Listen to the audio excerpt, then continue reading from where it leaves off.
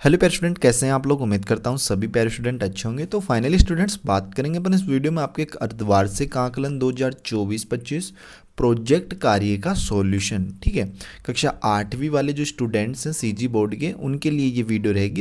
इस वीडियो में कक्षा 8वीं का आपका जो प्रोजेक्ट कार्य है अर्धवार्षिक आकलन का, उसका संपूर्ण सॉल्यूशन प्यारे स्टूडेंट अपन यहाँ पे कवर करने वाले हैं। ठीक है, तो वीडियो को स्टार्ट से लेकर आखिरी एंड तक कंप्लीट देखिएगा। पूर्णांक की बात कर लेते हैं प्यारे स्टूडेंट। पूर्णांक आपका 20 अंक यहाँ पे रहता है और समय आपको यहाँ पे 1 सप्ताह का दिया गया है। कमेंट बॉक्स में बताइएगा कि आपको कब तक ये प्रोजेक्ट कंप्लीट बनाने हैं। ठीक है, बाकी यहाँ पे प्यारे स्टूडेंट देखो, बात करें हिंदी विषय के सॉल्यूशन की, तो इसकी वीडियो मैंने ऑलरेडी चैनल पे अपलोड कर दी है। अगर आपने वो नहीं देखी है तो उसे देखिएगा। ठीक है, सॉल्यूशन आप लोग बना लीजिएगा। दोनों प्रश्नों के उत्तर मैंने बता दिए हैं। गणित की वीडियो भी अपलोड हो गई है स्टूडेंट्स, अंग्रेजी की भी अपलोड हो गई है और सामाजिक विज्ञान की भी।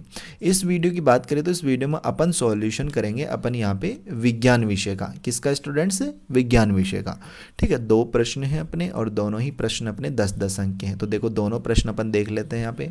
पहले प्रश्न की बात करें प्यारे स्टूडेंट, पहला प्रश्न है अपना कि मापन की विभिन्न इकाइयों के नाम लिखकर प्रत्येक का एक एक उदाहरण लिखो। इस प्रश्न में क्या करना है कि मापन की जो इकाइयाँ होती है ना, मापन मतलब जैसे मान लीजिए आप किसी शॉप दुकान पे गए, तो वहाँ पे अगर आपको तेल चाहिए तो आप क्या बोलोगे कि 1 लीटर तेल दे दो। दूध के लिए भी अपन क्या बोलते हैं, 1 लीटर, मतलब लीटर का यूज़ करते हैं। जबकि अपन किसी कपड़े की दुकान पे जाते हैं तो वहाँ पे अपन ये नहीं बोलते कि 1 किलो कपड़ा दे दो, 2 किलो कपड़ा दे दो, नहीं, वहाँ पे अपन बोलते हैं कि 1 मीटर कपड़ा दे दो, 2 मीटर दे दो। ठीक है, तो ये मापन की इकाइयाँ होती हैं, जैसे लीटर हो गया, किलोग्राम हो गया। ठीक है, तो इनकी अपने को नाम लिखने हैं कौन कौन सी होती हैं, और प्रत्येक का अपने को एक एक उदाहरण भी देना है इनका। ठीक है, तो देखो यहाँ पे प्यारे स्टूडेंट, इस प्रश्न का आंसर कैसे करोगे आप लोग। देखो, मापन की विभिन्न इकाइयाँ।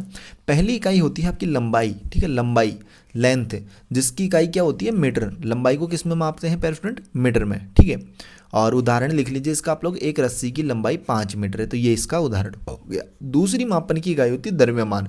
द्रव्यमान की इकाई क्या होती है, जैसे मान लीजिए किसी का द्रव्यमान चाहिए तो उसकी इकाई होती है आपकी किलोग्राम। क्या होती है स्टूडेंट्स? किलोग्राम। इसका उदाहरण भी आप लिख सकते हैं कि एक तरबूज का वजन 2 किलोग्राम है। ठीक है, फिर तीसरा आप लिखिए समय है। क्या लिखोगे? समय।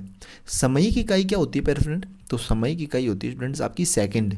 सेकंड लिख सकते हो, मिनट लिख सकते हो, घंटा लिख सकते हो। ये किस में माप, समय को किस में मापे जाते हैं? सेकंड वगैरह में। ठीक है, और इसका उदाहरण जैसे दौड़ पूरी करने में 30 सेकंड लगे। दौड़ पूरी करने में क्या लगे? 30 सेकंड लगे। और फिर अगला लिखो आप तापमान, जिसे अपन टेम्परेचर बोलते हैं। टेम्परेचर को किस में मापते हैं? उसकी इकाई क्या होती है? Degree Celsius. ठीक है, तो इसका उदाहरण क्या होता है? आज का तापमान 25 डिग्री सेल्सियस है, ये इसका एग्जाम्पल हो गया। और द्रव्य की जो मात्रा होती है, अमाउंट ऑफ सब्सटेंस, तो इसकी इकाई होती है पेरेंट आपकी मोल। क्या होती है? मोल। और इसका उदाहरण है कि 1 मोल में लगभग 6.022 10⁻23 अणु होते हैं। ठीक है, तो ये आप लोग लिख सकते हो। पहले प्रश्न का आंसर आपको कुछ इस तरीके से यहाँ पे इसका लिखना था। ठीक है, दूसरा प्रश्न देख लेते हैं प्यारे स्टूडेंट। अपन दूसरा प्रश्न क्या है अपना, देखिएगा। देखो, दूसरा प्रश्न अपने को बोल रहा है यहाँ पे कि मनुष्य की पाचन प्रक्रिया को विस्तार से समझाइए।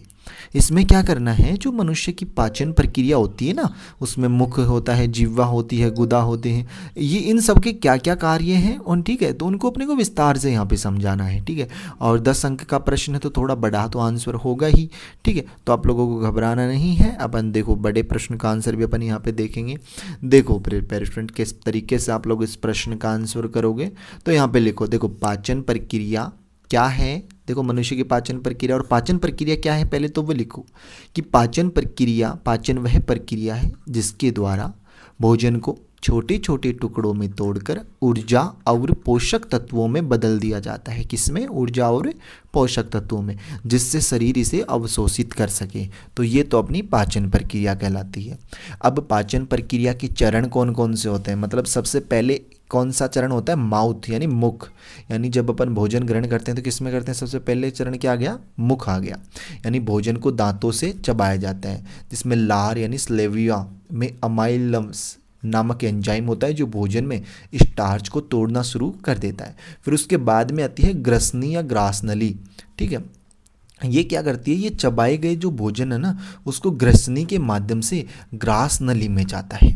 ठीक है, फिर ग्रास नली जो क्या करती है? भोजन को पेट में पहुंचाने के लिए मांसपेशियों का उपयोग करती है। किसका उपयोग करती है स्टूडेंट्स? मांसपेशियों का। फिर उसके बाद में क्या होता है, भोजन पेट में जाता है, स्टोमच, ठीक है भाई। सबसे पहले मुख में गया, ठीक है, फिर उसमें लार मिली, लार से क्या वो भोजन को टूटा भाई, अपन ने चबाया तो वो टूट गया, ठीक है, दांतों से चबाया फिर टूट गया। फिर उसके बाद में वो ग्रसनी में गया, ग्रसनी से ग्रास नली में गया, ग्रास नली से अब कहाँ जाएगा, वो पेट में। अब पेट में जाने के बाद क्या होता है कि पेट में जो होता है ना भोजन, वो हाइड्रोक्लोरिक एसिड यानी HCl और पेप्सिन एंजाइम की मदद से टूटता है। यह भोजन को एक अद्र द्रव्य पदार्थ चाइम में बदल देता है। किस में बदल देता है? एक अद्र द्रव पदार्थ होता है चाइम, उसमें बदल देता है। फिर उसके बाद जो है ना भोजन जो होता है वो जाता है छोटी आंत, जैसे स्मॉल इंटेस्टाइन बोलते हैं, उसमें जाता है। फिर अग्नाशय से एंजाइम और यकृत यानी लीवर से पित्त बाइल यहाँ भोजन को तोड़ते हैं। पोषक तत्व दीवारों से अवशोषित होकर रक्त में मिल जाते हैं। फिर आती है बड़ी आंत, तो इसमें क्या होता है, बचा हुआ जो अपचित भोजन होता है ना, वो पानी के अवशोषण के बाद मल में बदल जाता है और मलाशय और गुदा के मलाशय में मल इकट्ठा होता है और गुदा के माध्यम से बाहर निकल जाता है। तो पेरेंट इस तरीके से आप लोगों को इन दोनों प्रश्नों के आंसर करने थे। उम्मीद करता हूँ इनमें कोई डाउट नहीं रहना चाहिए। अगर फिर भी कोई डाउट है तो कमेंट बॉक्स में बता दीजिए कहाँ पे क्या डाउट है भैया आपको। और बाकी जो है अपना देखो सभी विषयों के सॉल्यूशन कंप्लीट हो चुके हैं, बस अपना संस्कृत का बच रहा है। तो संस्कृत की वीडियो भी आपको जल्द ही प्रोवाइड करवा दी जाएगी, बेफिक्र रहिएगा। बाकी पाँचों विषयों के अगर प्रोजेक्ट आपने नहीं बनाए हैं अभी तक तो पाँचों के बना लीजिएगा, चैनल पे सभी वीडियोस मिल जाएंगे आपको, ठीक है। और अगर आप लोगों ने अभी तक अपने चैनल को सब्सक्राइब नहीं किया है तो वेट किसका कर रहे हो, चैनल को जरूर सब्सक्राइब करें। बेल का जो नोटिफिकेशन है उस पर आप लोग ऑल पे सेट कर लें, ताकि जैसे नेक्स्ट वीडियोस अपलोड होंगे ना आपके अदर सब्जेक्ट्स के, तो उनके जो नोटिफिकेशन है वो आप तक पहुंच जाएंगे, ठीक है। तो आप लोग चैनल को सब्सक्राइब कर लीजिए, नोटिफिकेशन आप तक पहुंच जाएंगे, ठीक है। बाकी जो है पेरेंट देखो आपकी इस बार आपको पता है 8वीं क्लास की बोर्ड एग्जाम कर दी गई है CG बोर्ड में, ठीक है। आपकी क्या है इस बार बोर्ड एग्जाम है, तो बोर्ड एग्जाम के लिए आपको जो मोस्ट टाइम पे क्वेश्चन होते हैं ना एग्जाम टाइम पे, ठीक है, मोस्ट इंपॉर्टेंट जो क्वेश्चन होते हैं चैप्टर वाइज प्रत्येक विषय के, वो आपको इसी चैनल पे प्रोवाइड करवा दी जाएंगे, ठीक है। और अगर आप लोगों को इसकी कंप्लीट PDF चाहिए कि भैया हमें तो इसकी कंप्लीट PDF भी चाहिए विद सॉल्यूशंस के साथ में, तो वो आप लोग पेरेंट चैनल वहाँ कहाँ पे मिलेगी, टेलीग्राम पे मिल जाएगी। अब टेलीग्राम कहाँ मिलेगा भैया, उसका लिंक आपको वीडियो के डिस्क्रिप्शन बॉक्स में दे दिया गया है। तो आप टेलीग्राम पे जाना, वहाँ पे सर्च करना, ठीक है। अगर लिंक ओपन नहीं होता तो वहाँ पे सर्च करना Y2 पॉइंट, टेलीग्राम पे जाके Y2 पॉइंट सर्च करोगे तो आपको अपने टेलीग्राम चैनल मिल जाएगा। उस चैनल पे भी आपको इसकी PDF इजीली मिल जाएगी स्टूडेंट्स, ठीक है। बाकी आप जो है प्रोजेक्ट्स के सॉल्यूशंस बना लीजिए और अपनी तैयारी अच्छे से कीजिए। आपकी बोर्ड एग्जाम है इस बार, मतलब इस बार फेल भी करेंगे स्टूडेंट्स को, ठीक है। तो आप लोगों को घबराना बिल्कुल भी नहीं है, इस चैनल को सब्सक्राइब कर लीजिए, आपको तैयारी बहुत अच्छे से यहाँ पर करवा दी जाएगी। इंपॉर्टेंट क्वेश्चन वगैरह जो भी आपको एग्जाम में आ सकते हैं ऐसे, ठीक है, वो क्वेश्चन आपको तैयार करवा दी जाएंगे, बेफिक्र रहिए। मिलते हैं पेरेंट जल्द ही अपन नेक्स्ट वीडियोज़ में सी होश जोश के साथ। तब तक सभी पेरेंट स्टूडेंटों को बाय, धन्यवाद। सभी पेरेंट स्टूडेंटों को टेक केयर।